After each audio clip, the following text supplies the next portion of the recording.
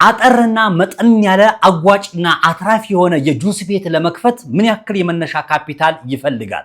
ምን ግብአቶችን እንጠቀማለን? ግብአቶችና ማቴሪያሎችን በቅናሽ ዋጋና በማከፋፈያ የምናገኘው ከየት ነው? የአሰራር ሲስተምና ሂደቱ ምን ይመስላል? የተሻለ ከስተመርና ትርፍ ለማግኘት ምን ማድረግ አለበት? ዛሬ ጁስ ቤትና አትክልት ቤት ለመክፈት ያሰባችሁ ካላችሁ ይህ ቪዲዮ ለእናንተ ነው። የቢዝነስ ፕሮፖዛሉ ልንገራችሁ፣ እስከ መጨረሻው ድረስ ከኔ ጋር አብራችሁን ቆዩ። ክቡራን ተመልካቾቼ አትክልትና ጁስ ቤት ለመክፈት በመካከለኛ በአነስተኛና በከፍተኛ ካፒታል መክፈት ይቻላል። ዛሬ ግን በአነስተኛ ካፒታል ብትሰማሩበት የተሻለ ትርፍ የምታገኙበትን የጁስ ቤት እንመለከታለን። እንቀጥል። ከዛ በፊት ግን ሀብትሽ ይባላልው። ሀብትሽ የስራ ሰው።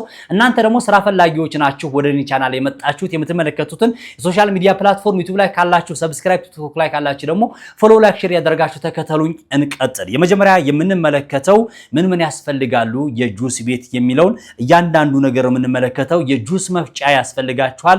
ጁስና ብርጭቆ ዋጋዎቹንም እያንዳንዳቸው ነው ማስቀምጥላችሁ፣ ግን ማቴሪያሎቹን ልንገራችሁ ብዬ ነው። የኪችን ቡፌ ያስፈልጋችኋል። ድስት ማጥለያ ሳህኖች ያስፈልጋሉ። ወንበርና ጠረጴዛ፣ ሹካ፣ ማንኪያ፣ ቤት ኪራይ ያስፈልጋችኋል። አስቤዛ፣ ሰራተኛ 2 ያስፈልጋችኋል። እንዲህ እያልን እያንዳንዱ ነገር እንመለከታለን። የጁስ መፍጫ በአሁኑ ሰዓት ላይ ስንት ይገኛል ነው? ጻፉ። ልብ በሉ። ጁስ ቤት ወይም ደግሞ አትክልት ቤት ለመክፈት ያሰባችሁ ካላችሁ ጻፉ። አልደግመውም፣ ለመጨረሻ ጊዜ የምሰራው ቪዲዮ ስለሆነ ማለት ነው። ጁስ መፍጫ በአሁኑ ሰዓት ላይ 12000 ብር የሚሸጠውን ብትገዙ እናንተ ወደዚህ ቢዝነስ መሰማራት ትችላላችሁ። የጁስ መፍጫ ለመግዛት በአሁኑ ሰዓት ላይ የሚሸጠው መካከለኛ፣ ከፍተኛ አለ፣ አነስተኛ አለ።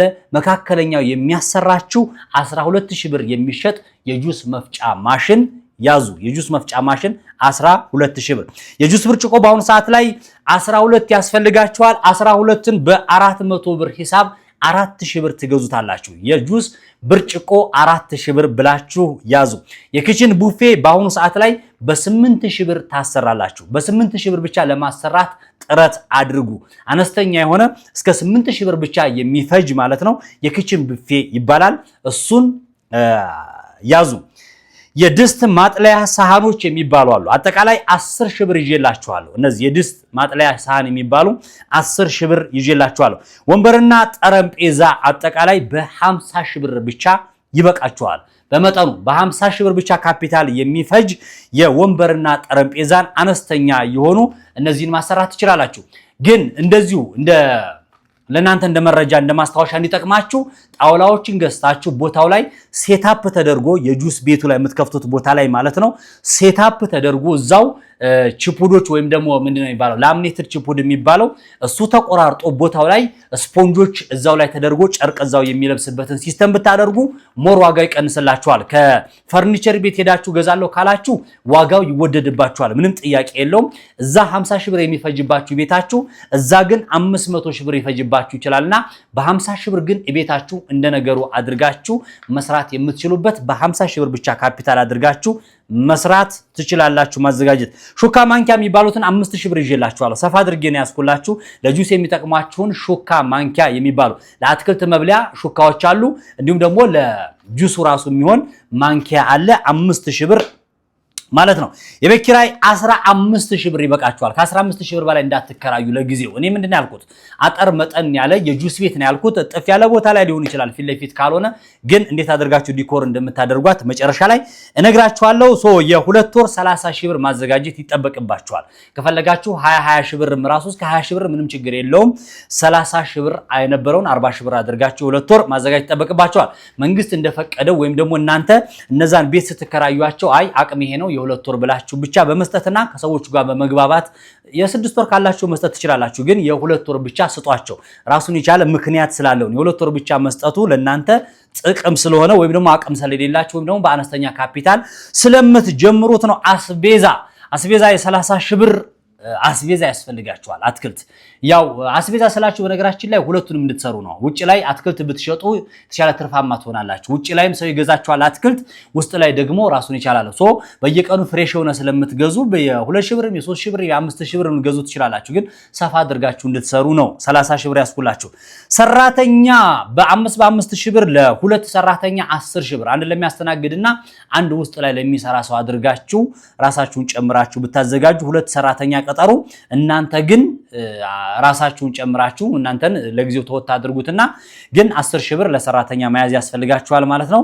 ሶ አጠቃላይ ይህንን ወጪ ማለት ነው ክቡራን ተመልካቾቼ ትንሽ ዘና አድርጌላችሁ እስከ ጠቅላላ እስከ 200,000 ብር አካባቢ ወጪ የሚያስወጣ የጁስ ቤት አጠር መጠን ያለ የጁስ ቤት ለመክፈት አይከፈቱም ትችላላችሁ። ችግር የለም በ300,000 ብር ትችላላችሁ። ግን በ200,000 ብር የምትጀምሩትን የጁስ ቤት ነው አሁን ያደረኩላችሁ ያመጣውላችሁ። ትርፍ የተወሰነ ትርፉን ለመናገር ያክል ክቡራን ተመልካቾቼ ከዛ በፊት ግን መጠባበቂያ አሁን 200,000 ብር ይፈጃል ብያችኋለሁ። መጠባበቂያ 100,000 ብር አስቀምጡ። 300,000 ብር ብቻ ኢንቨስት አድርጋችሁ አጠር መጠን ያለ የጁስ ቤት መክፈት ትችላላችሁ። ቀለል አድርጌ ስለነገርኳችሁ አይደለም መክፈት ይቻላል። በ150,000 ብርም በ200,000 ብርም የከፈቱ አሉ። ግን ዋናው የቤት ክራይና እናንተ የአሰራር ሲስተማችሁ ነው እዚህ ላይ የሚወስነው ማለት ነው። ከዛ በኋላ እንግዲህ መጠባበቂያ እሱን ካስቀመጣችሁ በኋላ 300,000 ብር ብያችኋለሁ። ትርፉ እንዴት ነው ትችላላችሁ? የተወሰነ ሃይላይት ነው የምነግራችሁ ክቡራን ተመልካቾቼ። ትርፉ በነገራችን ላይ 1 ኪሎ ለምሳሌ ማንጎ እንበል አቮካዶ እንበልና ራሴም እየሰራሁት ስለሆነ ነው የምነግራችሁ። ሪል ይሆነ 1 ኪሎ ስንት ይወጣዋል ብላችሁ ብታስቡ ማለት ነው 3 ይወጣዋል። 3 ጁስ ይወጣዋል። 1 ኪሎ 3 ጁስ ይወጣዋል። ሶ አንዱ የገዛችሁበት አንዱ ወጫችሁን ይችላልላችኋል። አንዱ የምትሸጡት ጁስ እንበልና 200 ብር ጁሱን ብትሸጡ ወይም ደግሞ እኔ አሁን 200 ብር ነው የምሸጠው 600 ብር ይሸጣል። 200 ብር አሁን ለምሳሌ ማንጎ ስንት ብር ነው? 60 ብር 80 ብር ከ100 ብር አያልፍም። ያን ነው የምታወጡት። ሶ እንበልና ቀናንሳችሁ ወጪ እስከ 200 ብር ቢደርስ ወይም ደግሞ 600 ብር ሽጠናልና ጁስ ማንጎን የገዛ ነው 80 ብር ነው ብያችኋለሁ። ቤት ኪራዩን አንዳንድ ነገሩን ጨምራችሁ 200 ብር ቢደርስ ችግር የለውም። አሁን 100 ብሩን ጨምሩት። 600 ብር ሽጠናል። ከ600 ብር ውስጥ 300 ብር ወጪ ብታደርጉ 300 ብር ትርፍ አላችሁ ማለት ነው። 300 ብሩን ትርፉን ተውትና አሁን 200 ብር ትርፍ ይኖራችሁ 400 ብሩን ወጪ አድርጉ። ስለዚህ ትርፍ አለው ማለት ነው። ክቡራን ተመልካቾቼ ትርፉን በቀላሉ ይሄን ነገርኳችሁ። አትክልትን ብትሸጡ ያው ነው፣ ሌላም ብትሸጡ ያው ነው ማለት ነው። ስለዚህ አትክልትና ጁስ ቤት በቀላሉ አጠር መጠን ያለ ለመስራት ከፈለጋችሁ ይሄን ያክል ወጪ ያስፈልጋችኋል። ሶ እንዳትሸወዱ የምፈልገው ነገር ምንድነው? እቃ ስትገዙ ከሱቅ እንዳትገዙ። ከየት መግዛት አለባችሁ ነው።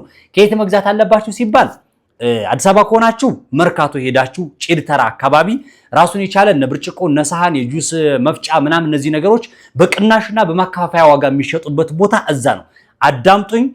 ፒያሳ መርካቶ ማለት ነው። መርካቶ አትክልት ተራም አለ ቢያዘው ፒያሳ አትክልት ተራም አለ። ግን ሞር መመክራችሁ ግን በብዛትና በማከፋፈያ ዋጋ የምታገኙት መርካቶ ጭድ ተራ የተካጠለው ህንፃ ከስር ያሉት እንዳለ ብዙ ስለሆነ ነው። ስልክ ቁጥር አለ ወይ ብላችሁ ለምትጠይቁ ሰዎች የአንድ ሰው ሱቅ ወይም ደግሞ የአንድ ስልክ ቁጥር አልነግራችሁ። ምክንያቱም በጣም ብዙ ሱቅ ነው ያለው እዛ ሄዳችሁ ራሳችሁ መርጣችሁ ከአንዱ ሱቅ ዋጋው ሊለያይ ይችላል።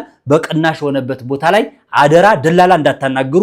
ራሳችሁ ሄዳችሁ ፊት ለፊት ባለ ሱቆችን የጁስ ብርጭቆ ፈልጌ ነው በደርዘን ብላችሁ በደርዘን ይቀንስላችኋል። ማንኪያውንም በደርዘን ብትገዙ ይጠቅማችኋል። እዛ ትገዛላችሁ። ስለዚህ በቅናሽ ዋጋ የሚሸጥ የት ነው? እዛ ቦታ ላይ ነው ማለት የማትሸወዱት ይሄ ነው። ከዛ በተረፈስ አትክልት ላይ ሰው ብዙ የማያተርፈው ምንድነው? ሰፈር ውስጥ ላይ ውድ የሆነበት ቦታ ላይ ሱቅ ቦታ ላይ የሚሸጡ ሰዎች አሉ። ማከፋፈያ ቦታ ላይ ለምሳሌ አዲስ አበባ ያለ ሰው ኩዊንስ ሱፐር ማርኬት 60 ብር ማንጎ እየተሸጠ ሱቅ ላይ 200 ብር ማንጎ ይሸጣል። እዛ ጋር ሄዳችሁ ከገዛችሁ ትሸወዳላችሁ ማለት ነው። እዛ ጋር ነው 02 ሊሆን ይችላል፣ ጋርመንት ሊሆን ይችላል። ክፍለ ሀገርም ያላችሁ ባህር ዳርም ሆኑ ደሴም ሆኑ መቀሌም ሆኑ ጅማም ሆኑ የትም ቦታ ሆኑ አትክልት በቅናሽ ዋጋ የሚሸጥበት ገበያ ቦታ ላይ ሄዳችሁ ራሳችሁ መርጣችሁ ብትገዙ በጣም ከፍተኛ ልዩነት አለው። የትኛውን ቢዝነስ ላይ ስትሰማሩ ብዙ ትርፍ ከየት መሰላችሁ? ከአስቤዛ ላይ ነው። አስቤዛ ላይ ከጀርባ ሰራተኞቹን ተቆጣጠሩ በደንብ አድርጋችሁ እንዳትከስሩ። ያመጣችሁት ማንጎ አትቆጥሩ ማለት ልኬቱን ዝም ብላችሁ መሸጥ ብቻ ከሆነ ገንዘቡ ነው የምታስገቡት። ግን ሰራተኞች ከኋላ ሊያጠፉ ይችላሉ። ተጠንቀቁ። ከጀርባ ሰራተኞች ማንጎ ሊያጎሉባችሁ፣ ማንጎ ሊያጠጡ፣ አቮካዶ እናንተ አስባችሁ ወስናችሁ አታጠጡ አትስጡ አይደለም። ሰራተኞቻችሁ ከተርፋችሁ ላይ እናንተ ልትጋብዟቸው ትችላላችሁ እንጂ ራሳቸው እንደፈለጉ ጁስ ፈጭተው ሊጠጡ ከሆነ ትከስራላችሁ። ከአንዱ ማንጎ ከሁለት ማንጎ ትርፋችሁ አንድ ከሆነ ሁለት ከሆነ ያንን ከጠጡባችሁ ኪሳራ ላይ ትወድቃላችሁ ማለት። ስለዚህ ከፍተኛ ጥንቃቄ የሚያስፈልገው ነገር አስቤዛ ላይ ትጠነቀቃላችሁ። ማቴሪያል ላይ ስትገዙ ከመርካቶ ወይም ደግሞ ከሆነ ከማከፋፈያ ቦታ ላይ ግዙ። ይሄንን ነው። ከዛ በተረፈ የተሻለ ከስተመር እንዴት እናገኝና ሲስተሙ ምን ይመስላል የሚለውን ሃይላይት እንደውም እንደ ተጨማሪ ቦነስ ልንገራችሁ። አንድ ቢዝነስ ስትከፍቱ በደንብ ዲኮር አድርጉት ቤቱን። የተለየ ተአምር አይደለም በነገራችን ላይ የተለያዩ አምፖሎችንና መብራቶችን በመስቀል የተለያዩ በ100 ብር በ200 ብር በ300 ብር የሚሸጡ የተለያዩ አርቲፊሻል አበባዎች አሉ። እነሱን ዲኮር በማድረግ በቀለም ዛሬ ሶሻል ሚዲያውን ተጠቀሙበት። የቲክቶክ እንዶ ኤአይን ወይም ደግሞ ጄሚኒ ጎግል ላይ ገብታችሁ የጁስ ቤት ለመክፈት ዲኮር የዲዛይን አይነት ብላችሁ ብትጠይቁት ጽሁፉን መጻፍ ብቻ ነው ይሰጣችኋል። ያንን የተከራያችሁትን ቤት አሁን ለምሳሌ ከጀርባ ይሄ ግድግዳ አለ አይደለ? ለምሳሌ ነው አሁን ቪዲዮ ፕሮዳክሽን ነው የምቀርጽበት። ከጀርባ ይሄን ፎቶ አነሳና ይሄንን እስኪ ለፎቶ ስቱዲዮ ወይም ደግሞ ለቪዲዮ መቅረጫ ባክግራውንድ እንዴት አድርጌ ዲኮር አድርገው ብዬ ብጽፍለት ያመጣልኛል ራሱ። እዚህ ቤት ላይ ምን መስቀል እንዳለብኝ ምን በአነስተኛ ባጀት እለዋለሁ እዚሁ ጋር ባለኝ ማቴሪያል እንዴት አድርጌ ዲኮር ማድረግ ይችላል ብዬ በሰጠው ራሱ ይሰጠኛል። የተለየ ብዙ ብር የሚጠይቋችሁን ሙያተኛ ማማከር አይጠበቅባችሁ። ራሳችሁ ባላችሁበት ሶሻል ሚዲያን ተጠቀሙ። ቲክቶክ ላይ አለላችሁ። አሁን የጁስ ቤት ዲኮር አደራረግ ብትሉ አለላችሁ። ከሐበሻ ጀምሮ እስከ ፈረንጅ ድረስ ቪዲዮ ተሰርቶላችኋል። ኤኒ ነገር ካፌ ብትከፍቱ ካፌያችሁ እንዴት ዲኮር ማድረግ እንዳለባችሁ ዛሬ ራሳችሁን በራሳችሁ ሁሉን ነገር በሙያተኛ ለማሰራት አትጣም። መብራት አምፖል መቀጠል የሚያቀተው ሰው አለ። አምፖል ለመስራት ራሱ መብራት ለመስራት ሄዶ ባለሙያ 3000 ብር 4000 ብር የሚጠራል። በቃ ኔጌቲቭ እና ፖዚቲቭ የተጋርናቸው እንዴት አድርጌ ልዘርጋው በቃ ተራ ነገር ነው አለላችሁ። ሶሻል ሚዲያ ላይ ሰርች አድርጋችሁ ገመድ እንዴት አድርጌ አምፖሉን ከምኑ ጋር ማብሪያ ማጥፊያው ከምኑ ላይ ነው የምቀጥለው በቃ ፎቶ አንስታችሁ ገበሩ የምታስገቡለት ይሄኛውን ከዚህኛው ቀጥሉ ይላችኋል። ትልቁ ትርፍ ያለው ከየት ነው? ራሳችሁ ሞር በሰራችሁ ቁጥር ትርፋማ ትሆናላችሁ። መስተንግዶም ላይ ብዙ ጊዜ ራሳችሁ መኖር ምን ጎደለ ማለት ከስተመር አያያዝ ጥሩ ሰርቪስ መስጠት ምን ጎደለ ምን እናስተካከል ደስ እንዲላቸው ቫይቡን ማስተካከል። አንዳንዱ ሰው ጁስ ቤት ስለከፈተ ብቻ ሸማቾች የከብት በረት አስመስሎ የሚከፍት ሰው አለ። ጁስ ቤት ነው ምንድነው ብትላላችሁ በጣም ግራ የሚገባችሁ ነገር አለ። ጁስ ቤት ራሱን የቻለ እንዴት ዲኮር አድርግ ጁስ ቤት ምንድነው በባህሪው አረንጓዴ ነው አይደል? ፍሬሽ ነው አትክልት ነው። የቤት ዲኮር አደራረጋችሁ ነጭ ግድግዳ አይደለም የምትቀቡት። ራሱን የቻለ በአረንጓዴ ጋር የተገናኘ ፍላወር ያለው የተለያየ ነገር ነው። ሌላም ቢዝነስ ብትከፍቱ የዲኮር አደራረጋችሁን ምርጥ ካደረጋችሁት ሰዎች መዝናናት ነው የሚፈልጉት መጉላላት አይደለም ቤታችሁ ሲመጡ።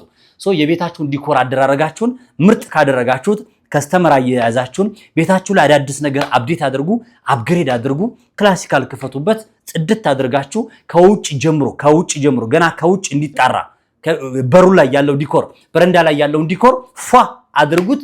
ሰው ይገባል ይመጣል። እኔ በነገራችን ላይ ጋብዛችኋለሁ። የኔን ካፌ ማየት መስማት ከፈለጋችሁ አይታችሁ መጥናት ትችላላችሁ። የት ነው ብላችሁ ከፈለጋችሁ አድራሻ ጻፉልኝ፣ አድራሻ ነግራችኋለሁ። አዲስ አበባ ወደ ፊጋ አካባቢ ተብሎ የሚታወቀው ቦታ ላይ አፍሪካ ቡና የሚለው እጅግ በጣም ቦታ የለም። በጣም ብዙ ሰዎች ይመጣሉ፣ ደስ ይላል። በጣም ብዙ ሰዎች ቁጭ ይላሉ። እንዳለ ቲክታከር በሙሉ ሶሻል ሚዲያ ላይ የሚሰራ ሰው በሙሉ ትልልቅ የመንግስት ሰራተኞች በጣም ብዙ ሰዎች ይመጣሉ። እኔ ጋር ማጋነን አይደለም። በጣም ቤቴ ምርጥ ነው። ካልሆነ ደግሞ ሀብትሽ የስራ ሰው ብላችሁ ቲክቶክ ላይ የለቀኩት ማለት ነው አፍሪካ ኮፊ ብላችሁ ሰርች ብታደርጉ አፍሪካ ቡና ይመጣላችኋልና በጣም ነው ዲኮር ያደረኩት የሚያምር ራሴ ነኝ አብዛኛው ነገር ክሬት ያደረኩትና ሰዎች በጣም ወደውልኛል። እናንተም በስሜት እዛ ስራ ላይ ከገባችሁ የተሻለ ትርፍ የማታገኙበት ምንም አይነት ነገር ሚስጥር የለም። እንዲህ አይነት ነገር በዚህ መንገድ ከሄዳችሁ አትከስሩ። ሰው የሚከስረው ምንድነው? ቢዝነሱን ካላወቀው እንዝላልነት ካለ ትርፋችሁን አይኑን ካላችሁት ትርፋችሁ ላይ መጠንቀቅ አለባችሁ። ስራው ላይ በደንብ እናንተ ቆማችሁ ካልሰራችሁ ሰራተኛ አምናችሁ ብቻ ከሄዳችሁ እንዲሁም ደግሞ እቃዎችን ከየት መግዛት እንዳለባችሁ ካላወቃችሁት ትከስራላችሁ። እመኑኝ። ያልኳችሁን ሲስተም ከተጠቀማችሁ ዛሬ የተጀመረችው ትንሿ ጁስ ቤት ነገ ሚሊዮነር ሆናችሁ ብራንች ከፍታችሁ ሰፋ እያደረጋችሁ ጁስ ቤቱን በርገርና ፒዛ እየጨመራችሁበት ሌሎች ነገሮችን እየጨመራችሁበት ሰፋ አድርጋችሁ መጀመር ትችላላችሁ። የዛሬው የቢዝነስ ሐሳባችን አትክልትና ጁስ ቤት ለመክፈት የቢዝነስ ፕሮፖዛሉ ምን ይመስላል የሚለው ነበረ። ይህንን ይመስል ነበረ። በሌላ የቢዝነስ ሐሳብ ተመልሼ እመጣለሁኝ። የምትመለከቱን የሶሻል ሚዲያ ፕላትፎርም መግቢያ ላይ እንደተናገርኩት ይጠቅማችኋልና ሰብስክራይብ ማድረጋችሁን ቪዲዮውን ላይክ አድርጋችሁ እንዲሁም ደግሞ ቲክቶክ ላይ ካላችሁ ፎሎው ላይክ ሼር ያደረጋችሁ ተከተሉኝ። የዛሬው ይህንን ይመስል ነበረ። ማአሰላም